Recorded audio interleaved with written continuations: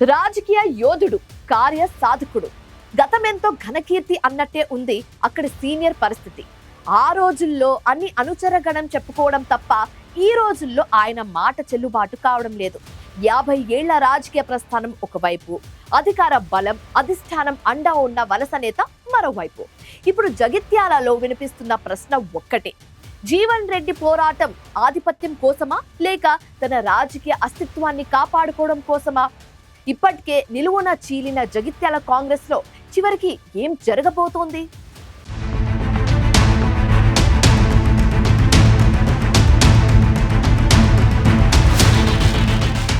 జగిత్యాల రాజకీయ ఖిల్లాలో ఇప్పుడు గెలుపోటముల కంటే అస్తిత్వ పోరాటం సెగలు రేపుతోంది. 5 దశాబ్దాల పాటు కాంగ్రెస్ జెండాను పట్టుకుని పార్టీకి కవచంలా నిలిచిన సీనియర్ నేత జీవన్ రెడ్డి ఒకవైపు, కండువా మార్చి అధికార పార్టీలోకి వచ్చిన ఎమ్మెల్యే సంజయ్ కుమార్ మరోవైపు. కార్యకర్తల ఆత్మగౌరవం కోసం 75 ఏళ్ల వయసులోనూ గర్జిస్తున్న జీవన్ రెడ్డికి అధిష్టానం అండతో అడుగులు వేస్తున్న సంజయ్కు మధ్య మొదలైన ఈ ఆధిపత్య పోరు జిల్లా రాజకీయాలను రణరంగంగా మార్చింది. జీవన్ రెడ్డి అంటే జగిత్యాల, జగిత్యాల అంటే జీవన్ రెడ్డి. ఇది గత 4 దశాబ్దాలుగా కాంగ్రెస్ శ్రేణులు చెప్పుకునే మాట. 2023 ఎన్నికల్లో కాంగ్రెస్ అధికారంలోకి వచ్చినా జీవన్ రెడ్డి ఓటమి పాలవడం ఆయన రాజకీయ జీవితంలో ఒక పెద్ద కుదుపు. అనూహ్యంగా జగిత్యాల నుంచి గెలిచిన బీఆర్ఎస్ ఎమ్మెల్యే సంజయ్ కుమార్ కాంగ్రెస్ పార్టీలో చేరడంతో అసలు రగడ మొదలైంది. తనను ఓడించిన వ్యక్తిని, తనకు శత్రువుగా ఉన్న వ్యక్తిని పార్టీలోకి ఆహ్వానించడాన్ని జీవన్ రెడ్డి జీర్ణించుకోలేకపోతున్నారు. తన అనుమతి లేకుండా, కనీసం సమాచారం ఇవ్వకుండా తన బద్ద శత్రువుకు కండువా కప్పడం జీవన్ రెడ్డిని తీవ్ర అవమానానికి గురిచేసింది. నియోజకవర్గంలో తన పట్టు సడలిపోతుందనే ఆందోళన కన్నా విలువలకు పాతర వేశారనే ఆవేదన ఆయనలో ఎక్కువగా కనిపిస్తుంది.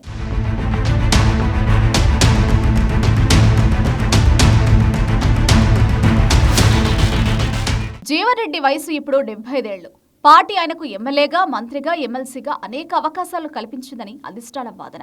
ఇంతకాలం గౌరవం ఇచ్చాం, ఇప్పుడు పార్టీ నిర్ణయానికి కట్టుబడి ఉండకుండా రభస చేయడం ఎందుకనే భావనతో సీఎం కూడా ఉన్నారని సమాచారం. కానీ జీవన్ రెడ్డి వర్గం మాత్రం నమ్ముకున్న కార్యకర్తల కోసం తమ నాయకుడు చేస్తున్న పోరాటమని వాదిస్తోంది. పార్టీలో జనరేషన్ గ్యాప్ పెరిగిందని, సీనియర్ల అనుభవం కంటే వలస వచ్చే నేతల అంగబలం, అర్ధబలానికి ప్రాధాన్యం ఇస్తున్నారని జీవన్ రెడ్డి వర్గం గుర్రుగా ఉంది. గెలవడమే కొలమానమైతే ఇన్నాళ్ళు పార్టీని మోసిన త్యాగాలకు విలువలేదని జీవన్ రెడ్డి సూటిగా ప్రశ్నిస్తున్నారు. అధిష్టానం ఆయనను గౌరవప్రదంగా పక్కన పెట్టాలని చూస్తున్నా జీవన్ రెడ్డి మాత్రం క్షేత్రస్థాయిలో తన సత్తా నిరూపించుకోవాలని తాపత్రయపడుతున్నారు. తన జన్మదిన వేడుకల్లో ఇటీవల జీవన్ రెడ్డి చేసిన వ్యాఖ్యలు రాజకీయ దుమారాన్ని రేపాయి. సంజయ్ కుమార్ వర్గాన్ని ఉద్దేశించి, ఎవడ్రా నువ్వు, రావణాసురుణ్ణి తలలు నరికినట్టు నీకున్న ఒక్క తలను నరుకుతాం అని ఘాటుగా స్పందించారు. రాబోయే మున్సిపల్ ఎన్నికలను ఆయన ఒక అజ్ఞాతవాసం ముగింపుగా సీనియర్ అభివర్ణించారు. 50 వార్డులలో కాంగ్రెస్ జెండా ఎగురేస్తామని, ఎవరైనా అడ్డొస్తే తొక్కి పారేస్తామంటూ కార్యకర్తల్లో జోష్ నింపారు. ఈ సందర్భంగా స్థానిక కాంట్రాక్టర్ మీద కూడా ఆయన నిప్పులు చెరిగారు. ఇష్టరాజ్యంగా వ్యవహరిస్తే ఊరుకోబోమని హెచ్చరించారు. తన కార్యకర్తలకు అన్యాయం జరిగితే ఎంతటి పోరాటానికైనా సిద్ధమని, జగిత్యాల గడ్డపై కాంగ్రెస్ అసలైన వారసుడు ఎవరో తేల్చుకుంటామని తన స్పీచ్తో అధిష్టానానికి పరోక్షంగా హెచ్చరికలు పంపారు.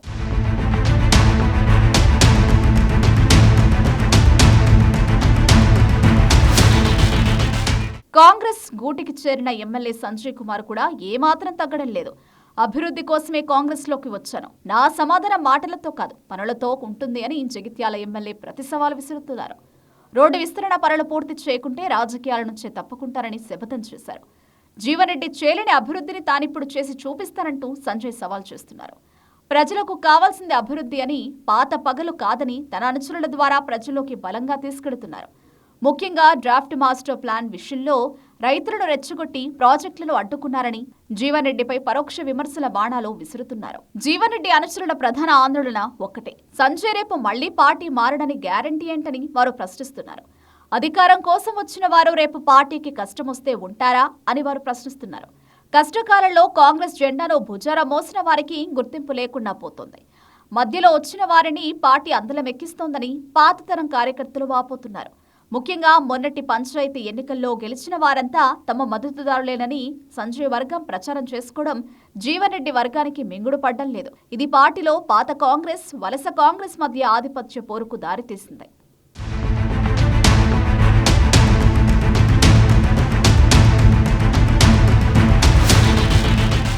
జగిత్యాల వ్యవహారం ఇప్పుడు గాంధీ భవన్లో పెద్ద చర్చకు దారితీసింది. ఒకవైపు అనుభవం ఉన్న సీనియర్ నేత, మరోవైపు అధికారంలో ఉన్న ఎమ్మెల్యే.